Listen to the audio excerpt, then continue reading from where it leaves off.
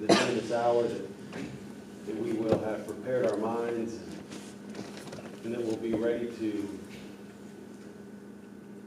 cement the first principles into our life, that we'll take something from this study this morning. We can go out into the world and teach others and help bring people to Christ. Dear Lord, we pray that you be with Ryan this morning as he teaches the class, and he'll have a clear mind and be able to recall the things that he's prepared. We pray that you go with us this hour, and we ask all these things in your Son's name. Amen. Amen. We are going to be in Matthew chapter 5, beginning in verse 17. Now, I'm going to preface. Sorry. I'm going to preface this morning with this. As we read these next three verses, 17 through 20, I want everyone to pay really close attention, because these three verses explain what the preceding verses are all about. And I want us to avoid, if we can, getting too bogged down into really long discussions of each one, because quite frankly we could talk about these next 6 things for a week apiece. And I mean, I would be okay teaching until next June, but everybody might not be okay with me teaching until next June. So let's go ahead and dive right in, and we're going to read 17 through 20. Jesus says this, he says, "Do not think that I have come to abolish the law or the prophets. I have not come to abolish them, but to fulfill them. For truly I say to you, until heaven and earth pass away, not an iota, not a dot will pass from the law until all is accomplished. Therefore, whoever relaxes one of the least of these commandments and teaches others to do the same will be called least in the kingdom of heaven. But whoever does them and teaches them will be called great in the kingdom of heaven. For I tell you, unless your righteousness exceeds that of the scribes and the Pharisees, you will never enter the kingdom of heaven."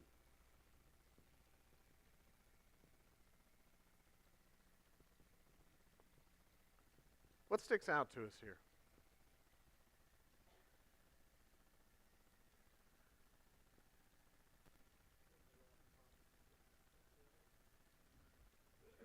Absolutely.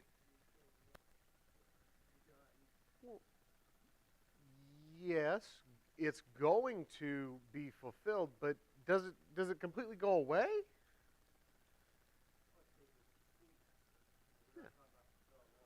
Yeah. We are not under the law. Correct. We are not under the law anymore. Now, at this point, they still were. And Jesus uses this expression in verse 18, it's almost like saying to a child, this is how one, after I've been through it a dozen times and I wanted to make sure I got it just right, this is how one of the fellows that I read explained it. He said, it's like telling your kids, you're going to sit here until you finish a piece. And he's saying, either everything is going to be destroyed or this law is going to be all accomplished. I'm going to accomplish everything that I set out to do.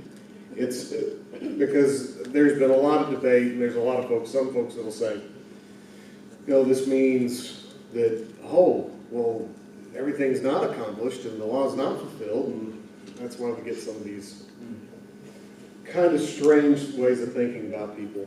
Yeah. But the main purpose of this, one of the main things we need to see in this is Jesus came to fulfill. He was not at enmity with the law. He was the fulfillment of it. And that's one of the things that we see time and time again here in Matthew, that it's pointed out. It is written. Those types of things. Hey, Ryan, go ahead. I've heard the word fulfill my entire life, and I mean it's just meant, in my mind, fulfillment. We all know kind of what it means, but I was reading something where they likened it to a glass of water, right? And fulfill literally means to fill up, right? so to continue to fill, right, and add water on it. And they use the point that, you know, the fulfillment of the law, you know, does it just like in a marriage. Courtship, right? Marriage does not nullify the courtship process, right? So that fulfillment, right, is a filling up or adding to what was already there. Yes, and, you know, of course, but yeah, you're right. And Hebrews is very much the full-on explanation of all the ways that that happens. You know, if you look at much of anything that is a deductive reasoning, you know, where somebody breaks down these passages, they're going to go into a very long discussion of Hebrews and all the ways that Jesus did fulfill. So I would contend with you, Jesus is telling you what he's doing in these next bunch of passages we're going to look at. And then I would say verse 20 is why he's doing it. For I tell you, unless your righteousness exceeds that of the scribes and the Pharisees, you will never enter the kingdom of heaven. All these things that we're fixing to read about, take a note that when he says these things, he's not saying it is written. He's saying things like, you have heard it was said, or the ancients told, or things like that, instead of, here's book, chapter, and verse. You know, he's not saying, it was written by the prophet Isaiah. You know, Moses wrote in the law. And some of these things, yes, there is a direct, here is the verse, the law says that. Like, do not commit adultery, do not murder. Mm-hmm. But he's still saying it as if it's like a traditional saying, and not, here's the verse that says it. We could pick verses that relate to, but some of this is, he is going into, these are problems with kind of your oral traditions. You know, these are problems with the way that you're interpreting things in ways that you've diverted from off the old law. So kind of keep that in mind as we go ahead and read through here. Anybody else got anything on 17 through 20? Go ahead. So, to complement what you just said, the way I see it is the scribes and the Pharisees had a form. They had the thou shalt not do this down. Like, they knew that. But all of the laws in the Old Testament are nested within the higher law of love. Love the Lord your God with all your heart, all your soul, all your mind, and your neighbor as yourself. It's all nested within that. And I kind of see them as taking these specific laws and then making them like an end to themselves, instead of subjecting them to that higher law of love, and that he created all sorts of like self-contradictions and hypocrisies and all sorts like that. Absolutely. So, yeah. That's exactly the kinds of things that are going on right here. So very good, very good. All right, so let's move on and we'll read 21 through 26 here. One more thing. Yes, sir.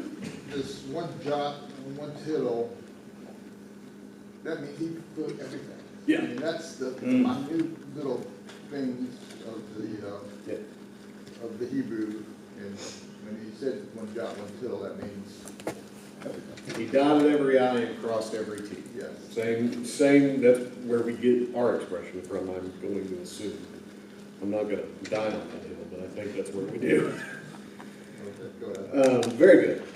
All right, so you have heard that it was said to those of old, you shall not murder, and whoever murders will be liable to judgment. But I say to you, everyone who is angry with his brother will be liable to judgment. Whoever insults his brother will be liable to the council, and whoever says you fool will be liable to the hell of fire. So if you are offering your gift at the altar, and there remember that your brother has something against you, leave your gift there before the altar and go.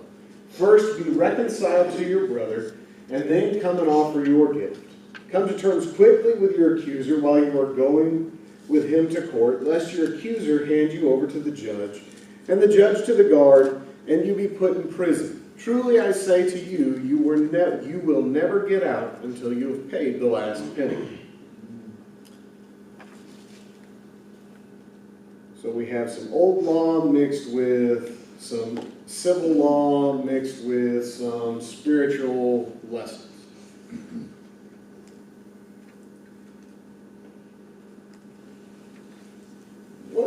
What sticks out to us about the way that Jesus says this? You shall not murder, and whoever murders will be liable to judgment.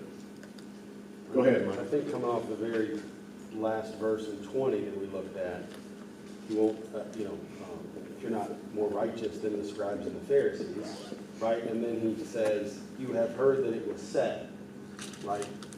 I think that's specifically calling out what he's getting ready to talk about through here, which is the traditions of the elders or the leadership, not Mosaical law. Correct. Because, we're not going to go everywhere, but there's a lot of different passages that deal with murders for different reasons. Accidental killings, intentional killings, all the things. Of course, we have the Ten Commandments in Exodus 20 and Deuteronomy 5. Numbers 35 is probably the closest to this second part of the statement that we see. We see different court rules in Deuteronomy 16 and 2 Chronicles 19, but you're not going to find an apples to apples, whoever murders will be liable to judgment in the old law. And the implication of the way that Jesus says this, kind of along with what the tradition would have been, is that you're in danger of, not assured of being taken to court. So there's kind of this confusion about it. But Jesus says, he's going away from what they hold to be tradition, and then he makes these three statements. He says, everyone who's angry with his brother. He said, you shall not murder, but Jesus says, angry with your brother. He's going to the root of what causes murder.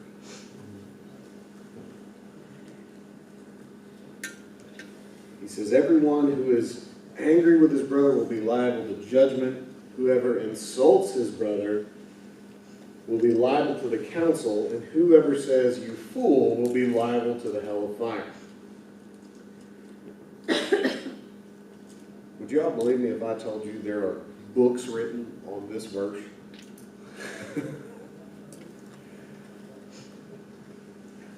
Did anybody pick up? Go ahead, Chris. Well, I was thinking that what he's talking about is your heart, where your heart is.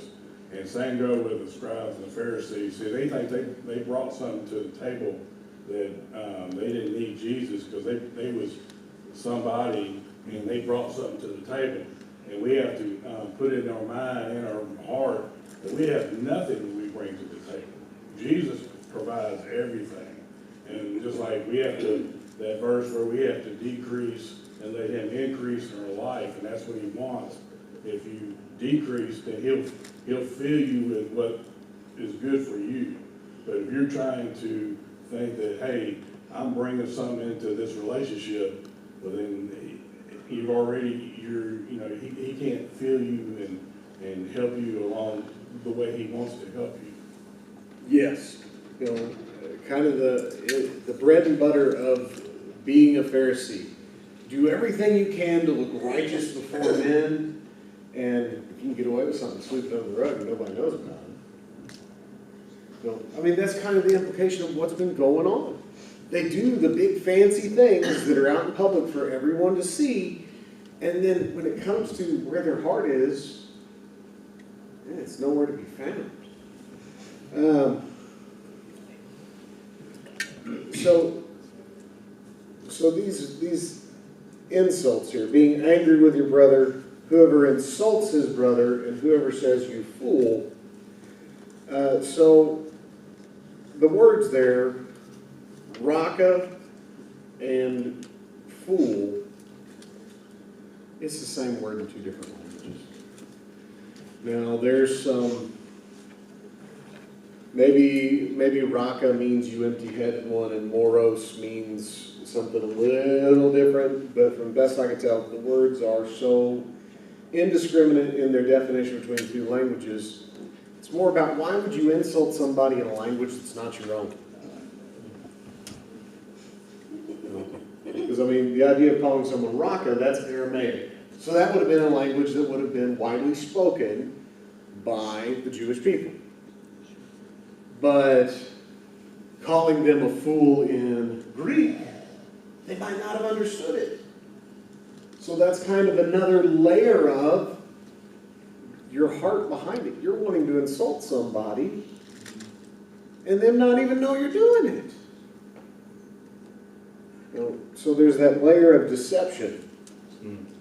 But at any rate, I think Chris hit the nail on the head that this is about our heart and how we interact with people with us.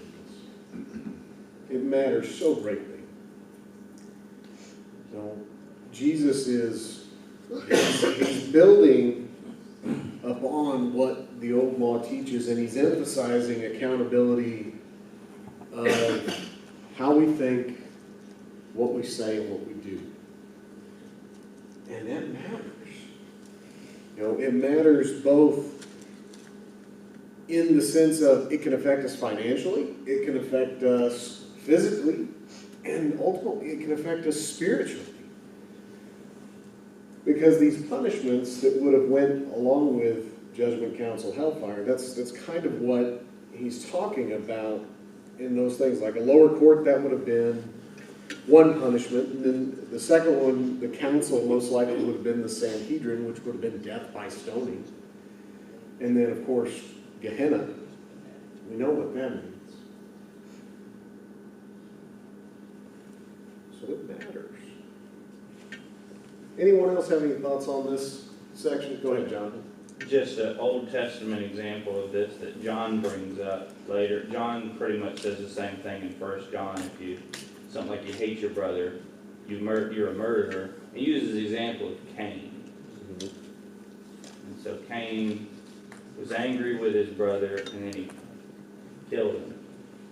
But the anger is what led to that killing of him. Yeah. I mean, and that's why we're going to be angry with one another. Anger is a normal, common human emotion. Everybody in this room is going to experience anger at some point. But are we going to let it brood? No. Very much like James and how he says how sin is conceived and how it grows and builds and becomes the act. Anger is one of those kind of underlying causes of sin. Are we going to be reconciled with our brother? Or are we going to let it grow? Are we going to let it fester? Jesus is telling us we need to handle it. Even if you were to the point of you're ready to offer a gift before God, but you realize you have anger in your heart toward a brother, leave the altar and go be reconciled. It matters. You know, what you said was exactly right. I can't really truly worship before God if there's anger in my heart against somebody else, and that's just consuming me, it's just eating at me. But it actually says your brother has something against you. So if I know that Michael has something against me, I can't pretend like everything's okay and you know, go ahead and worship. I need to get right with Michael so that we can both worship together, arm in arm, before God. Thank you for catching that and pointing that out, Chuck. Yeah. I mean, we often say that the wrong way. And you know, that adds an additional layer of responsibility. Yeah. You know, even if I don't have a problem, but I know he does, I need to go and help resolve the situation. You might not be able to, though, Chuck. Well, then we'll sit on different sides of the building and we'll make eye contact. Well, but I mean, Make the effort. there would be the issue where we take a brother with us, and then Yeah. we go before the elders. Yeah. You know, it's kind of one of these things where we shouldn't leave it unresolved. Like, it causes problems. I think all of us have been through enough life that we could probably go, oh, That's what happens when you don't. You know, so certainly something to be more aware of. So, Go ahead. as an illustration of how things can slowly get out of hand if you don't take care of it, I think that's what verse 25 is about. I always kind of scratch my head, why does he all of a sudden talk about your accuser, agree with your accuser on the way, let's hand over to the judge, and da-da-da-da-da. I think that's though an illustration of verse 24 though. It's like, make it right as quick as possible, because if you don't, a chain of events will happen that will lead you being put into prison, so to speak, you know. And think about all these things that we're discussing in context of what did Jesus start the Sermon on the Mount with? You know, the Beatitudes, these attributes that are very countercultural of every culture and every human desire. Those are the types of people we're supposed to be aspiring to be in everything. And if we approach that reconciliation with our brother with this pure of heart, humble, gentle approach, hungering and thirsting for the righteousness of God, not the things that we want, well, that's probably going to turn out differently than if we go in there, heard you had a problem with me, what's up? You know, I mean, there's a big difference there. And we should be aware of that. All right, let's move on to 27 through 30. You have heard that it was said, you shall not commit adultery. But I say to you that everyone who looks at a woman with lustful intent has already committed adultery with her in his heart. If your right eye causes you to sin, tear it out and throw it away, for it is better that you lose one of your members than your whole body be thrown into hell. And if your right hand causes you to sin, cut it off and throw it away, for it is better for you to lose one of your members than your whole body to go into hell.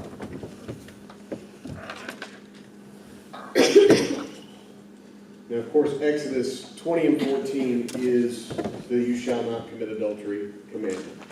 We have also Deuteronomy 15. There's punishments for it in Leviticus 20 and in Deuteronomy 22. But,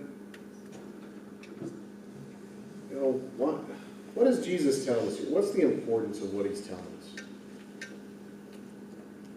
Hard. It's not just did you get caught? Because that's how they would have looked at it. You know, did you or didn't you? Oh, and as we'll see later on in the next set of verses, and then especially when we get to Matthew 19, you know, it's not just about did you or didn't you, it's about what else happened too. But this word here, where he says better, in verses 29 and 30, this word is symphero, and I think we talked about it in earlier classes. You know, and it refers to something being very difficult right now, but very profitable for you in the end. It'd be kind of hard to pluck out your eye, wouldn't it? Just get you a grapefruit spoon. No, that'd be tough. Now, is Jesus literally telling us to dismember and disfigure ourselves? No. He's telling us that whatever it is that's causing the situation. A good example of this one would be if you've got a problem with pornography. You know, when you're lusting after a woman, what he's saying is if you can't handle it, get off the internet. It's basically cut it out of your life. If you can't do these things, then cut it off. Absolutely. Be willing to make sacrifices that, well, I mean, in today's age, if you don't have one of these, people are going to have questions.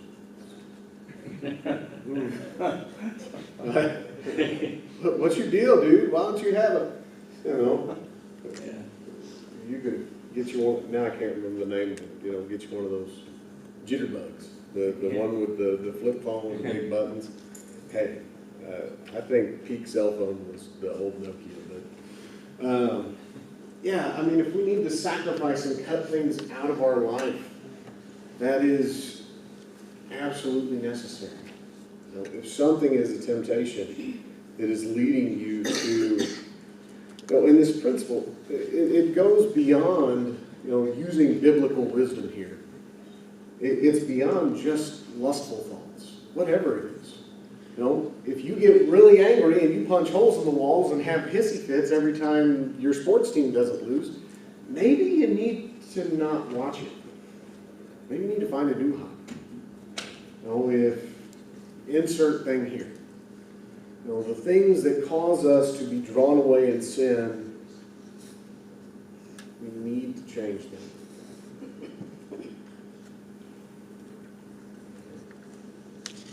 God gave us our senses. He gave us our feelings, the physical feelings that we have, the eyes, the smell, all these things. And he puts us in a world where we're kind of surrounded by sin on every side and temptations of every kind. And God wants to know, how are you going to deal with that? How are you going to deal with that? Can you turn away? Can you eliminate that out of your life? Can you overlook that and not be bothered by that? Because we're gonna be faced with temptation, and we're gonna see things that could draw us away. But we just got to be careful to control ourselves. Absolutely, absolutely. All right. Let's go ahead and, unless anybody else has anything else, let's move down to these next pairing of verses. It was also said, whoever divorces his wife, let him give her a certificate of divorce. But I say to you that everyone who divorces his wife, except on the ground of sexual immorality, makes her commit adultery. And whoever marries a divorced woman commits adultery. Is that what the old law said?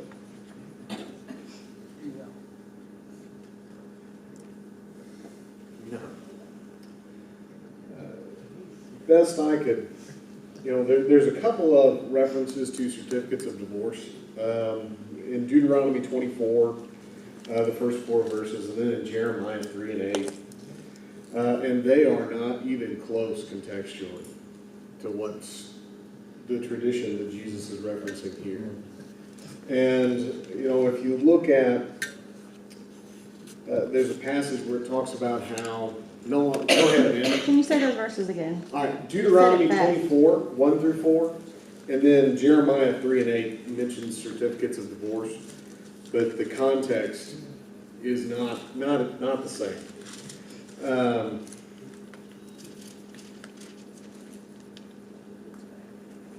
The tradition here had become that, well, if you didn't like her and she didn't like you, well, just get divorced for whatever reason. Kind of like America in 2023.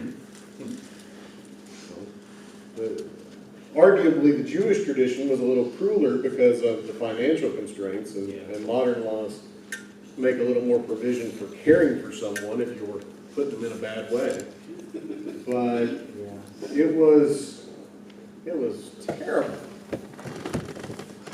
And Jesus he's setting the original intent of the law back before them, where they've diverted away and they've kind of changed and separated things into more of a, for whatever reason you want to, as much as it doesn't find favor in my eyes anymore. Back to God's original intention. So, when Jesus said earlier he came to fulfill, he's setting the covenant of marriage back in line with God's original intention. And does anybody else have any observations there? Where's the verse that says, God says, I hate divorce? I don't know, Chuck. You tell me. Malachi? Yeah, Malachi, it's one of those things that he really hates. Yeah. 5 or 6 things there. I can't remember what chapter it is. It's chapter 2 of either Micah or Malachi. But yeah, I'm if it's getting there. Malachi, then it's chapter 2, I think. I'm getting there, I had to Okay. sing Tammy in my head with the, You had Sorry. to look at it. One full breath. There you go. Malachi 2:16, for I hate divorce, says the Lord God of Israel, and him who covers his garment with wrong, says the Lord of hosts. So take heed that your spirit, that you do not deal treacherously. Okay, so whatever they had turned divorce into, and it sounds a whole lot like what we have turned divorce into, God hates it. If he hated it then, I'm sure he still hates it now. Yes, and I mean, it seems like we're using that as a loophole to get out of something when the going gets rough. you know, I had a conversation with somebody the other day, and I'd tell you who it was if I could remember very clearly who it is, but I can't. You know, one of the things that I think would benefit us greatly is having discussions about marriage with our young people and really building up the covenant and the comparison of the covenant to God's covenant with us. Like, marriage is such a rich and wonderful, fulfilling thing that is outlined time and time and time again in the Bible and exemplified in God's love toward his people time and time again in the Bible. You know, people enter marriage and they think it's going to be easy. God's relationship with Israel was anything but easy. Jesus' relationship with spiritual Israel is anything but easy. Go ahead, I Mike. know we're going to talk about marriage, but still, I got one thing I want to throw in there. Yeah, it would be wonderful if we got both proposed husband and wife together and made sure they were all on the same page here, you know, with the Bible. Well, y'all got a quorum. You can work on that together. Y'all can work on a plan. And Absolutely. you can work on you know, maybe we should Because have if we're not on the classes. same page here, you know, when we get married, it's a problem. It can be, and it is. Now, the Bible, well, I'm going to jump out of the rabbit hole. I almost did it to myself this morning. But yes, it is a very important thing to have a clear understanding. Does anybody else have anything on these pair of verses? All right.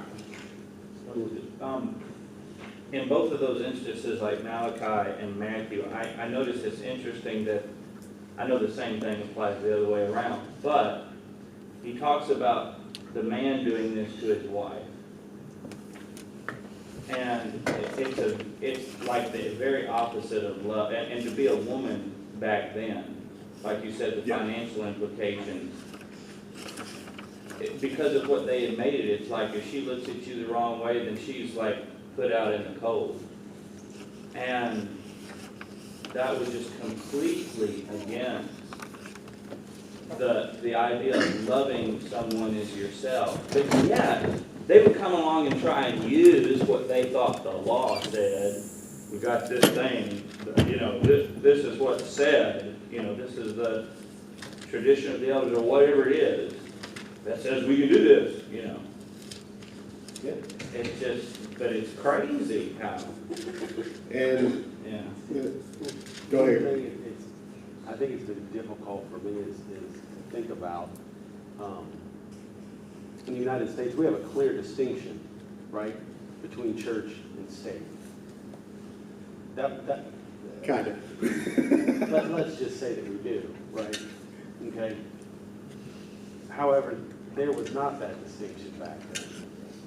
And the law was also the governmental law. Is that the case, or was there different? I mean, so like let's say the religion of Judaism right now, right, is not the same law of the lands of Israel. There's a distinction between the two, and I think that's the point here at the very beginning when he's talking about that he's going to change, right, from the traditions of the elders, right? Or you have heard that it was said, those individuals that were taking and merging the two and making and binding these these laws that were not in, in the Bible, and now we're going to move into more of what the actual, Yeah. the heart of the matter. I mean, Israel, I'm not going to claim to be a first century government politics expert by any means. Now, if we call Austin, he probably knows all these answers because he really likes all that stuff. But, you know, by this time, the Israelites, they've been taken to captivity, they're back out of captivity, they've been under, you know, Medo-Persian rule, Assyrian rule, and now they're under Roman rule. So, yes, there's still that government theocracy type language in the old law, and at times the Jews tried to they held people accountable in their own courts, but ultimately if the Romans said, stop it, you're a problem, they stopped it. Because that was the big thing with Rome, don't make a fuss or we're going to squash you like a bug. And sometimes they would, of course, we see with Jesus and his persecution, they kind of try to get Rome to do their dirty work. But it was kind of a changing in the period where you had the old law, the governmental aspects, but then you had the Roman aspects, and it was just kind of a mess. But at any rate, Jesus is, as you were saying, dealing with people that are holding these Jewish traditions from the elders, the scribes, the Pharisees, and they're using them to kind of, as Jonathan was saying, get away with little things, and trying to use them to justify, you know, behavior that was certainly not in context and in line with what the old law lined out. Well, when the law was written by Moses, God was their king. He Yes. was, yes, the law was the government too. Yes, it was written to be, yes. So that's, when kings showed up, then you started getting different laws than what God had provided. Correct. That was the beginning of the end. And now we find ourselves here in the first century. Chris? Well, just like Genesis 2 talks about when somebody leaves their mom and dad and they marry, the two become one flesh. And they're not to let any man separate them unless there's uncleanliness in that marriage. That's the only reason. And he says it time and time again through the four Gospels. But because of the hardness of their hearts, they want to divorce just off of disagreements. And he's showing that that's not approved by me. It might be approved by y'all in the courts, but by me, y'all still married. Yeah. All right. Very good. Thank y'all for your comments. Let's move on to 33 through 37. Again, you have heard that it was said to those of old, you shall not swear falsely, but shall perform to the Lord what you have sworn. But I say to you, do not take an oath at all, either by heaven, for it is the throne of God, or by the earth, for it is his footstool, or by Jerusalem, for it is the city of the great king. And do not take an oath by your head, for you cannot make one hair white or black. Let what you say simply be yes or no. Anything more than this comes from evil.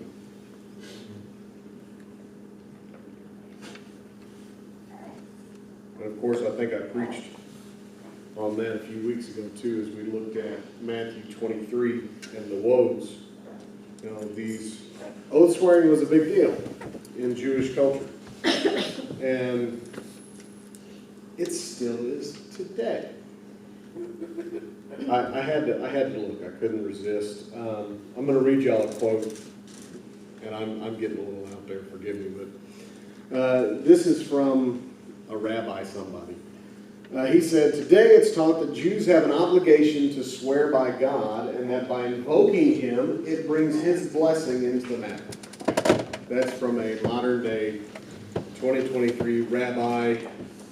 He was either from Chicago or New York, but he was pretty big in the Jewish rabbi community, as far as I can tell. Well, this swearing by God, by his throne, by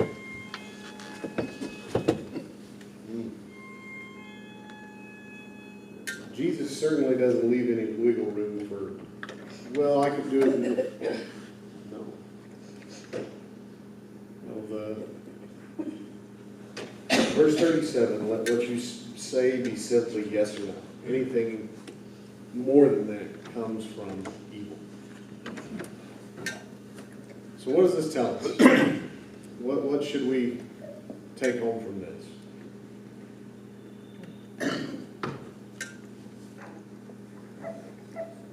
Well, if you read Matthew 23, where it really tells what the situation was really like, it goes into great detail, I think.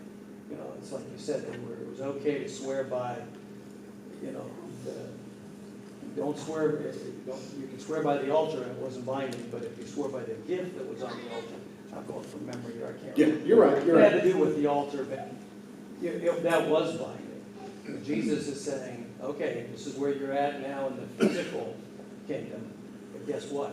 There's a spiritual one coming. It's not going to be this way. When you said you're going to do something, you'll do it. No. He's setting in line the actuality of what, he's calling it to light what's actually going on. People were using these swearing by them, if it was by something that could be redeemed, if it was by the gold of the temple, or if it was by the offering on the altar, and we get that from Matthew 23, it was viewed as redeemable, meaning that, well, if you didn't fulfill your end of the bargain and somebody took issue with it, I guess they could go chip off some gold from the temple, right? But they don't own the temple. All these things are God's. Jesus is putting that into perspective, of course, but it's many of these things are about deception and where people's heart is. If we are being genuine with our brothers and sisters,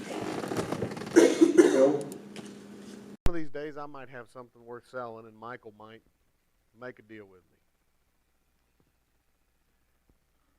I can only fulfill 90% of the order. I told him I was going to have 100%, but I've only got 90. I violated my agreement with Michael. So I messed up. So what I'm going to do is I'm going to be reconciled with my brother. I'm going to be humble. I'm going to be forthright about it. I'm not going to say, well, I don't know where you lost that 10% at, but sounds like a you problem, not a me problem. Why are we doing these things? What is our motivation behind what we're doing?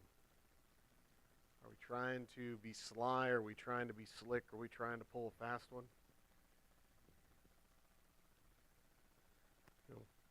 They were making promises and swearing on the temple with the intention of, this is a breakable oath, ain't no biggie. And then in contrast to what it's turned into in 2023, the Jewish tradition is, yes, you have an obligation to swear by God. Nowhere does he's not telling us to do that. There are some passages that have to do with oaths in the Old Law, if you want to take a look at them. There's Leviticus 19 and 12, Numbers chapter 30, I believe verse 2, and then Deuteronomy 23 and 21. But looking at those, contrast them with what Jesus is saying here, but ultimately, as with everything that we've looked at this morning, and as with the last two that we'll cover on Wednesday before we dive into chapter 6, they all have to do with your heart, your motivation, and why are you doing this? Who's your motivation for? Go ahead, Jonathan.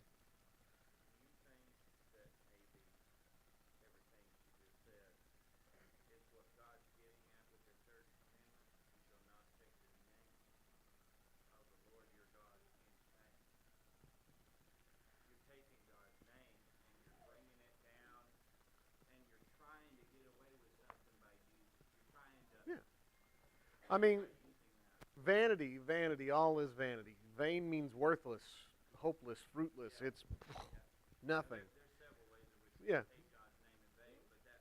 But yeah, I mean, if we are in any, kind of aspect or facet trying to make God vain, that's a problem.